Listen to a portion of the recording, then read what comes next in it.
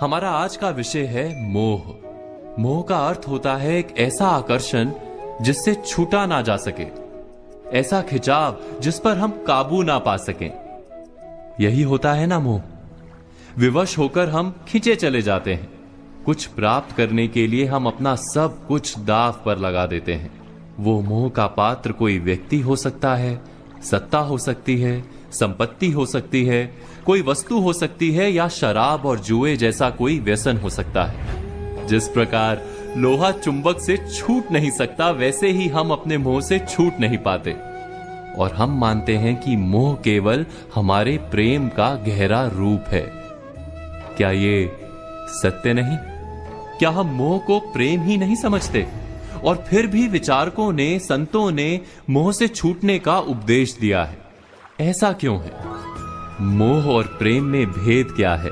हम विचार कर रहे थे मोह के विषय में। हमें तो सदा ही हमारे मन का मोह प्रेम लगता है, किंतु गहराई से विचार करेंगे तो हम तुरंत ही जान पाएंगे कि प्रेम और मोह के बीच एक बुनियादी भेद है।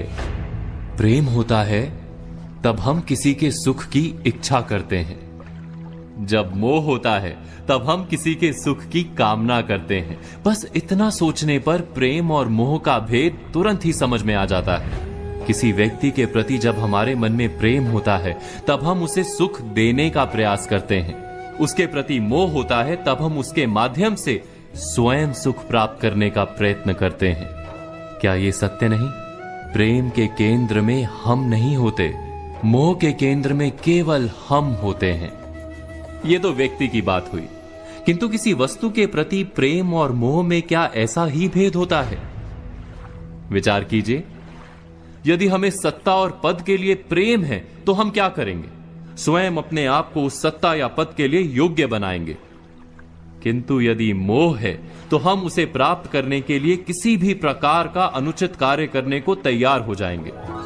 संपत्ति के लिए प्रेम है तो हम मेहनत करेंगे, यदि मोह है तो चोरी करेंगे। क्या ये सत्य नहीं? हम विचार कर रहे थे मोह के विषय में। जिस वस्तु या व्यक्ति के लिए हमें मोह होता है, हमारे सारे सुख का आधार हम उसे ही मान लेते हैं।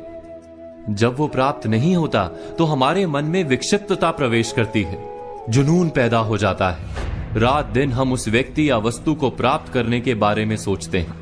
उसे प्राप्त करने के लिए उचित अनुचित का विचार नहीं करते।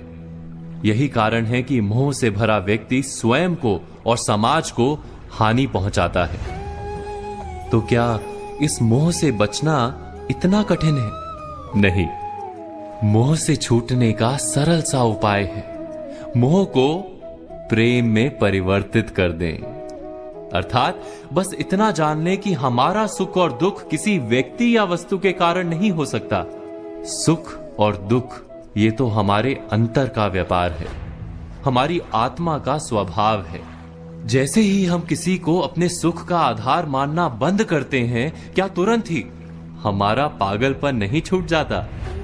एक छोटी सी बात से ये विचार समझा जा सकता है। बचपन में खेल के लिए पागलपन था, बड़े होने पर खेल के प्रति प्रेम अवश्य है, किंतु अब पागलपन नहीं। अर्थात मोह बांधने का प्रयास करता है, इसीलिए सदा ही दुख का कारण होता है। प्रेम मुक्ति देता है, इसीलिए सदा ही सुख का आधार बनता है। इस पर विचार अवश्य कीजिएगा।